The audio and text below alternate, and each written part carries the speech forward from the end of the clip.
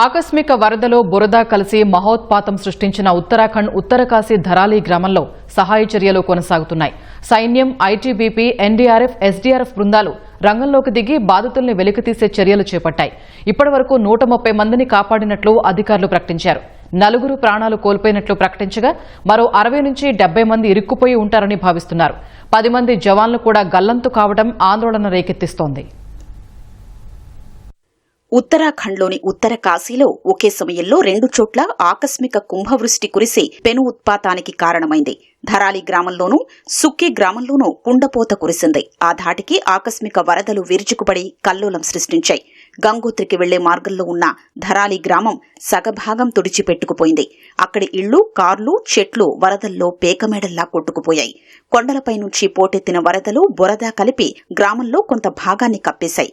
ఈ ఘటన జరిగిన వెంటనే హుటాహుటిన రంగంలోకి దిగిన సహాయ బృందాలు 130 మందిని కాపాడి సురక్షిత ప్రాంతాలకు తరలించాయి. మరికొంతమంది వరదల్లో చిక్కుకుపోయి ఉంటారని, శిథిలాల కింద మరికొందరు ఉంటారని భావిస్తున్నారు.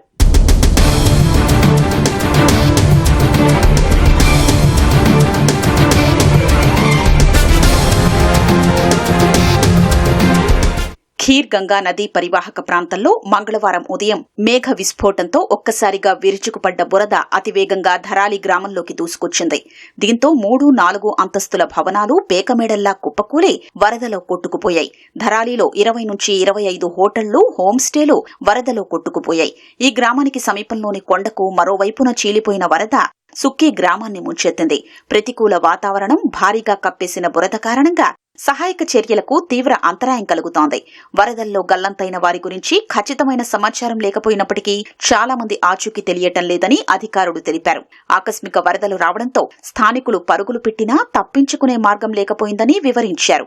ఉత్తరాఖండ్లో వర్షాల వల్ల కొండ చర్యలు విరిగిపడి 163 రోడ్లు మూసుకుపోయాయి. అందులో 5 జాతీయ, 7 రాష్ట్ర, 2 సరిహద్దు రహదారులు ఉన్నాయి. ధరాలిలో 40 నుంచి 50 ఇళ్లు కొట్టుకుపోయాయని ఉత్తరాఖండ్ ముఖ్య కార్యదర్శి ఆర్కే సుధాంశు తెలిపారు. హెలికాప్టర్ వెళ్లడానికి వాతావరణం సహకరించడం లేదని వెల్లడించారు. ధరాలిలో మార్కెట్ మొత్తం తుడిచిపెట్టుకుపోయిందని స్థానికులు తెలిపారు. ఆకస్మిక వరదలకు సంబంధించిన వీడియోలు సామాజిక మాధ్యమాల్లో ప్రసారమయ్యాయి. బురద కొట్టుకొచ్చిన దృశ్యాలు భయానకంగా ఉన్నాయి. ప్రజలు భయంతో అరవడం వీడియోల్లో కనిపించింది.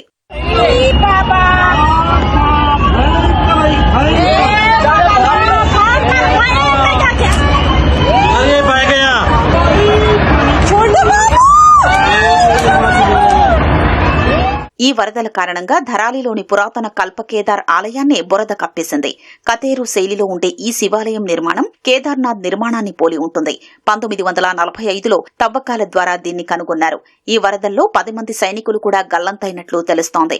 ధరాలికి కేవలం 4 కిలోమీటర్ల దూరంలోనే ఆర్మీ బేస్ క్యాంప్ ఉంది. హర్షిల్ ఆర్మీ క్యాంప్నకు దిగువన ఉన్న సైనికులు వరద ధాటికి కొట్టుకుపోయినట్లు సమాచారం. వారి కోసం సైన్యం గాలిస్తోంది.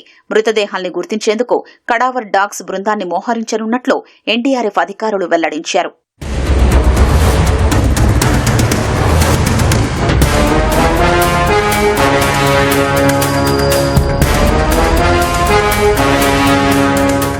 ఈ నెల 10 వరకు ఉత్తరాఖండ్లో ముఖ్యంగా కొండ ప్రాంతాల్లో భారీగా వర్షాలు కురిసే అవకాశం ఉందని భారత వాతావరణ విభాగం ఐఎండీ ముందే హెచ్చరికలు జారీ చేసింది.